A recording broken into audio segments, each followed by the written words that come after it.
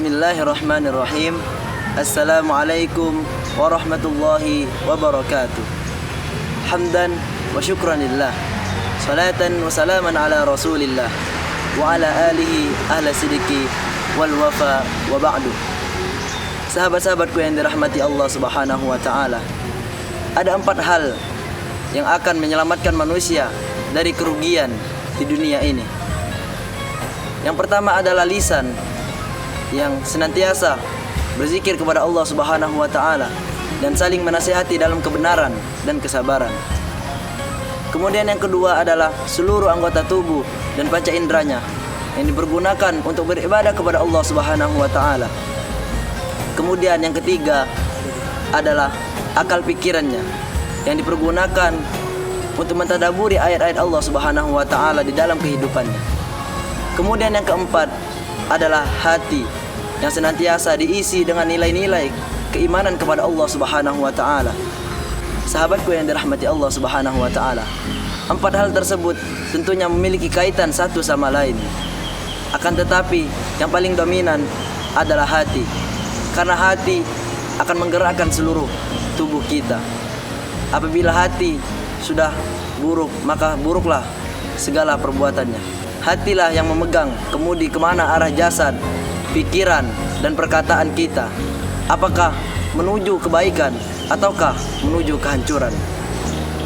Sesuai dengan sabda Rasulullah SAW yang masyhur, ketahuilah sesungguhnya di dalam diri kalian terdapat segumpal daging. Apabila segumpal daging tersebut buruk, maka buruklah segala amal pekerjaannya. Dan apabila baik segumpal daging tersebut, maka baiklah segala amal perbuatan kalian. Kemudian sahabat Rasulullah SAW bertanya, apakah itu wahai Rasulullah? Kemudian Rasulullah menjawab, ketahuilah itu adalah hati. Sahabatku yang dirahmati Allah subhanahu wa ta'ala, salah satu hikmah kita berpuasa Ramadan adalah untuk membersihkan hati kita, untuk senantiasa beribadah kepada Allah subhanahu wa ta'ala, agar terhindar dari keruntuhan dan kerugian. Siapakah orang-orang yang merugi tersebut? Telah dijelaskan oleh Allah subhanahu wa ta'ala dalam surah Al-A'raf ayat 179. Lahum qulubun la yafqahuna biha. Mereka mempunyai hati tapi tidak dipergunakan untuk memahami ayat-ayat Allah subhanahu wa ta'ala. Walahum a'yunun la yubsiruna biha. Mereka mempunyai mata akan tetapi tidak dipergunakan untuk melihat tanda-tanda kebesaran Allah subhanahu wa ta'ala. Mereka mempunyai telinga akan tetapi tidak dipergunakan untuk mendengar ayat-ayat Allah subhanahu wa ta'ala. Mereka lah orang-orang yang rugi, kata Allah subhanahu wa ta'ala. Ulaika humul khasirun.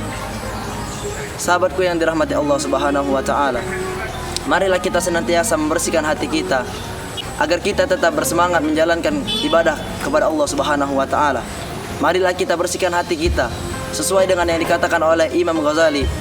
Perasaan lapar dan dahaga yang dialami oleh orang yang sedang berpuasa adalah suatu jalan untuk menuju martabat ketakwaan kita kepada Allah subhanahu wa ta'ala.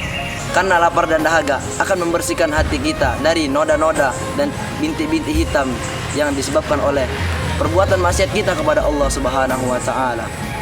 Sahabatku yang dirahmati oleh Allah subhanahu wa ta'ala, Sayyidina Luqman Al-Hakim berwasiat kepada anaknya, wahai anakku, hati itu umpama ladang yang luas, maka tanamilah seluruh bibit-bibit yang berfaedah.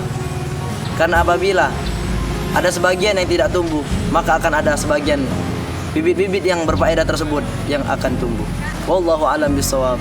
Saya Faisal Akbar, santri kelas 12-1 Madrasah Aliyah Raudhatul Ulum Saka 3. Cukup sekian. Assalamualaikum warahmatullahi wabarakatuh.